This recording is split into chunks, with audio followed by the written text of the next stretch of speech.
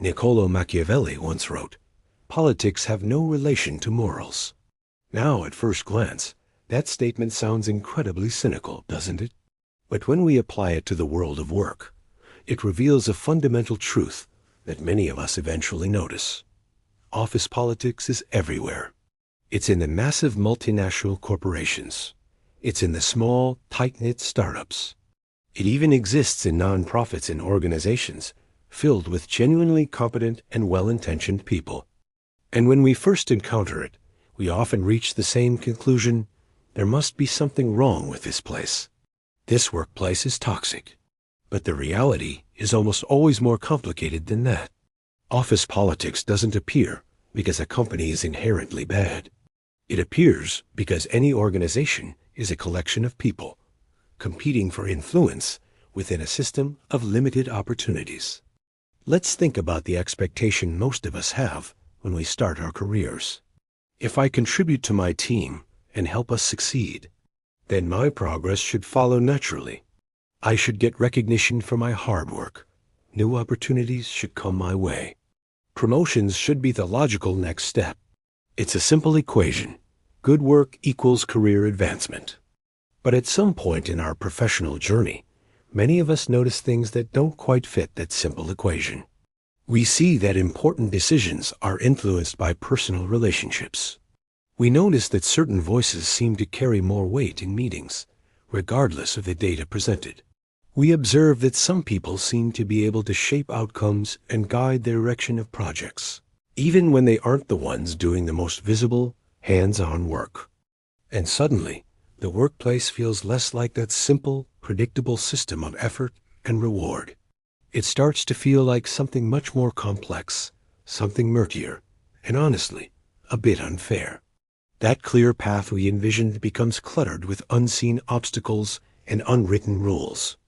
Why does office politics seem to naturally appear in almost every workplace? The core reason is that organizations, by their very nature, operate with limited resources. Think about it. There's a limited number of promotions available each year. There are limited leadership positions to fill. There's limited budget for new projects. And there's limited influence over the most important strategic decisions. Whenever you have a group of people talented, ambitious, driven people operating within a system of limited opportunities, influence naturally becomes a critical currency. It's about who communicates their ideas most clearly and persuasively. It's about who builds trust and credibility with senior leadership. It's about who helps guide decisions when the path forward is uncertain. It's about who others look to and listen to during times of change or disagreement. These dynamics, communication, trust building, persuasion, don't always look like what we traditionally call politics on the surface. They might just look like effective collaboration or strong leadership, but they are the very mechanisms that shape how decisions are made. And over time, as we observe this, we begin to recognize that our outcomes at work are influenced not only by the quality of our work itself, but also by how we interact and navigate the social structure of the organization. Many of us start our careers assuming that competence alone is the key to advancement. And to be clear, competence is absolutely essential. You can't succeed without being good at your job. But organizations also need people who can do more than just execute tasks. They need people who can guide the team's direction and articulate a vision. They need people who can explain complex ideas clearly to different audiences. They need people who can build alignment and get buy-in from other teams and stakeholders. They need people who can skillfully handle disagreement and find common ground. And they need people who can maintain the trust and confidence of leadership.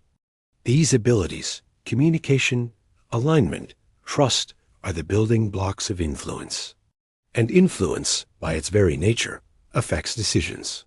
So what we often label as office politics is sometimes just the natural presence of these influence dynamics playing out within a complex human system.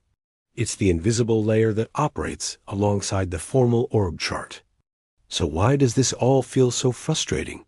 The frustration comes from the gap between our expectations and the reality we experience. If you firmly believe that pure, unadulterated effort should be the only thing that determines outcomes, then the role of influence can feel deeply unfair. It can feel like the rules are being bent, or that there's a secret game being played that you weren't invited to. They are also constantly, if informally, evaluating your judgment, your communication skills, your trustworthiness, and your potential for leadership. And because these qualities are much harder to measure than lines of code written or sales targets hit, the way they are assessed can seem confusing and subjective from the outside. That's where the feeling of unfairness often comes from, the opaqueness of it all. So let's reframe this.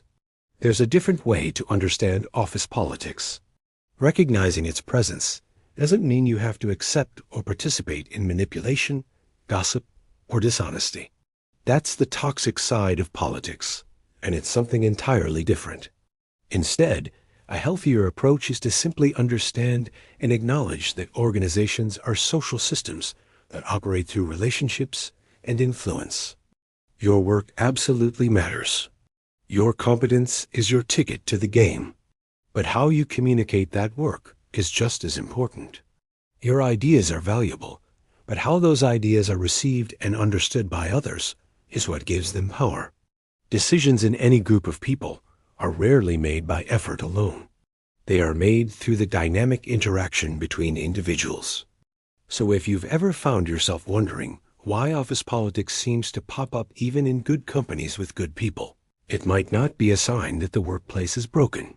It might simply mean that the organization is operating the way most human systems do, through influence, through relationships, and through subjective interpretation.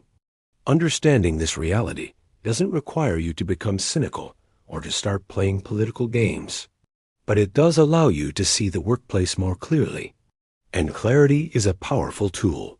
It changes how you perceive situations, how you communicate your value, and how you navigate your career path with greater awareness and intention. Thanks for watching. If this gave you a new perspective, consider liking the video and subscribing for more insights into the world of work. See you in the next one.